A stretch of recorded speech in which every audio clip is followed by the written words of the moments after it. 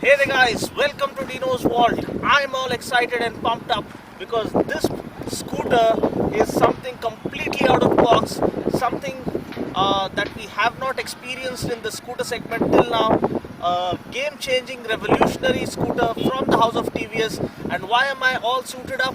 Because this scooter demands that every detail that you need to know about the TVS Ntorq 125, which I call is a whole new chapter unraveling in the scooter segment here in India. Every detail about this scooter and my first ride impression is what is coming up. So without further ado, let's get started.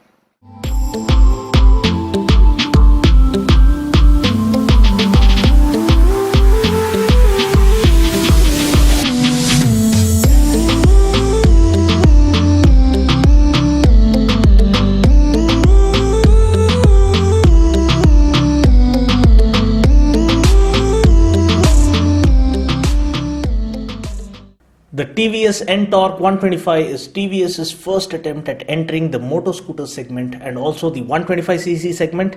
And believe me, going by my experience with the Ntorq, I feel they have absolutely annihilated and completely obliterated the competition in every which way possible. So why do I sound so excited while reviewing a scooter? Well, according to me, this is much more than a scooter, or at least what we expect from a scooter to say the least. I actually didn't see this coming. Now, many of you kept requesting me to review the Ntorq the moment it was launched. I too had gone through the news stating that the Ntorq had been launched, but I never expected it to be so good or so extraordinary. What I was expecting was just another gearless scooter kind of experience and performance and styling, but after witnessing it firsthand and riding it for a considerable amount of time, the experience has swept my feet right off the ground as to what kind of effort and diligence and determination and the attention to detail that has gone into making this scooter. I dare call this just a scooter because this has so much more to offer in terms of pretty much everything. There's tons of information to share and loads of features to explore, so I guess it's time to dive straight into the review.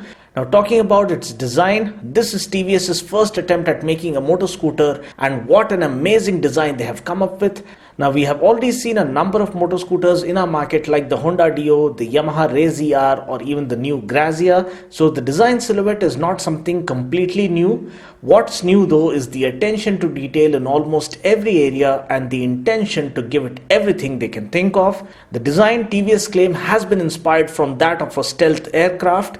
The dual tone matte finish paint scheme looks very well done and super impressive. The design elements are so flawlessly incorporated that all of them come together in perfect harmony and create a new age symphony. The neatly encapsulated headlamp unit gets a batwing styled DRL that looks amazing. The completely chiseled bodywork with sharp cuts and creases all over lends the scooter a completely futuristic and well ahead of its time looks. The 12-inch diamond cut alloy wheels look absolutely stunning. Coming to the profile, the exhaust design is so extraordinary that it almost resembles a plasma rifle.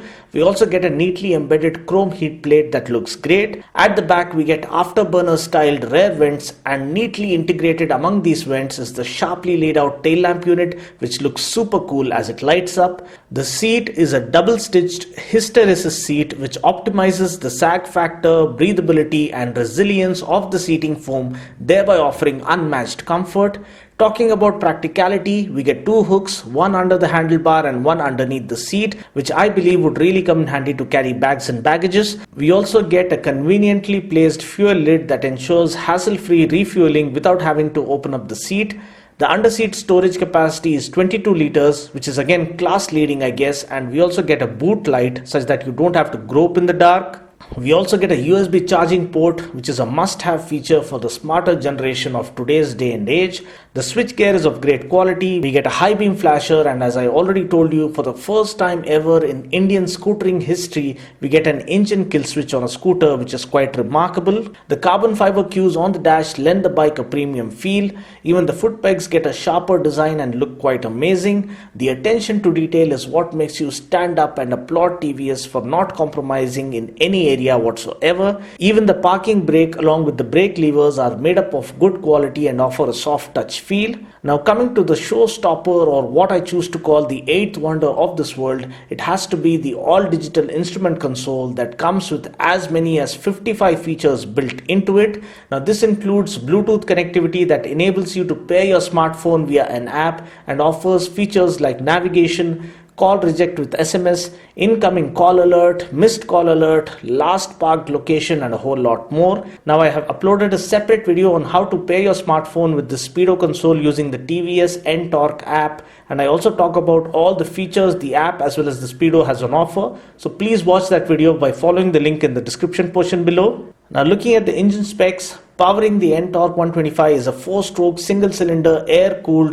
3-valve 125cc CVTi rev engine. Now this puts out a max power of 9.4 PS at 7500 RPM and 10.5 Newton meters of max torque at 5500 RPM. So in terms of power, the Ntorq is well ahead of the Grazia, the Activa 125 as well as the Axis 125. In terms of torque, the Ntorq offers better torque compared to the Axis 125 and almost similar torque figure as that of the Honda Grazia. Now taking the Ntorq out for a spin, the immediate feeling that flashed through my mind as I sat on the scooter and ringed the throttle wide open was that of sheer ecstasy and delight and complete disbelief. The high rigidity underbone rectangular tube type chassis is so brilliant in terms of offering unbelievable handling characteristics that you stand completely blown away by the amazing balance and control and stability that the scooter offers even at speeds of around 85 to 90 kilometers per hour. Now this is the kind of experience that I had with the SR150, but what baffles me is the fact that the Ntorq feels way too powerful to be called a 125cc scooter.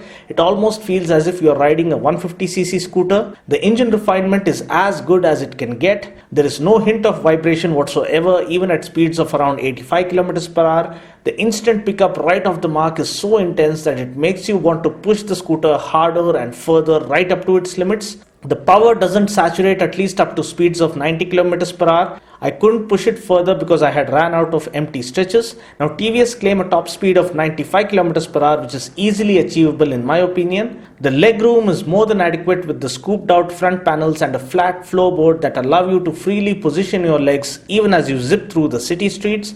I must say TVS have well and truly raised the bar of expectation when it comes to motoscooters here in India, and this can be undoubtedly called a new benchmark in the entire scooter segment, which will be hard to match by the competition, at least in the near future.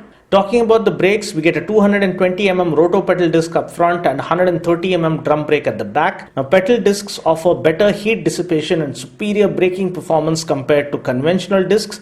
So how good are the brakes? Honestly, this is the only area of concern for me. Not that the brakes are bad, they are quite good indeed, but they are not good enough to give us the confidence to push the scooter to its very limits, which the Ntorq is capable of. Because with the kind of acceleration and refinement and stability that this scooter offers, we hit 80 to 90 kilometers per hour in absolutely no time. But as you slam on the brakes just don't give you the confidence that you hope for, considering the fact that everything else is just top notch and well beyond expectation. Now coming to my trademark braking test segment, you can see here that I'm doing speeds of around 54 kilometers per hour. I slam on the brakes really hard and the scooter comes to a standstill in just 2.88 seconds, which is quite impressive. I really wish that TVS consider offering ABS on this scooter soon, because that's how fast the scooter is.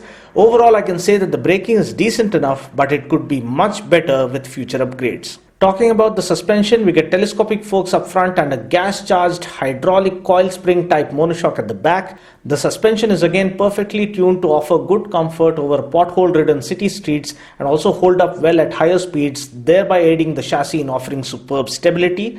Talking about the wheels and tires, we get larger 12-inch wheels at both ends, and also making things better are fatter 110/80 tires at both ends. Now these tires are the fattest among its rivals like the Grazia, the Activa 125 and even the Axis 125. Please note that maintaining appropriate tire pressure as per the user manual is very important to avoid skidding issues under harsh braking scenarios. Now talking about other relevant specs, ground clearance is 155 mm, more than sufficient to clear the speed breakers that we might come across in our cities. Seat height is not mentioned, but it should be quite comfortable for people of all sizes, at least up to 6 feet tall. Tank capacity is 5 liters, which is quite decent for a scooter. Mileage wise, again, there is no particular mileage claim, but I think we can expect around 40 kmpl from the scooter considering the kind of sporty performance that it has on offer. Price ex showroom Hyderabad for the Ntorq 125 is rupees 61,450. Well, that's pretty much it for now. I just hope you found this video useful. Until next time, this is Dino saying ciao. Take care, God bless, and ride safe.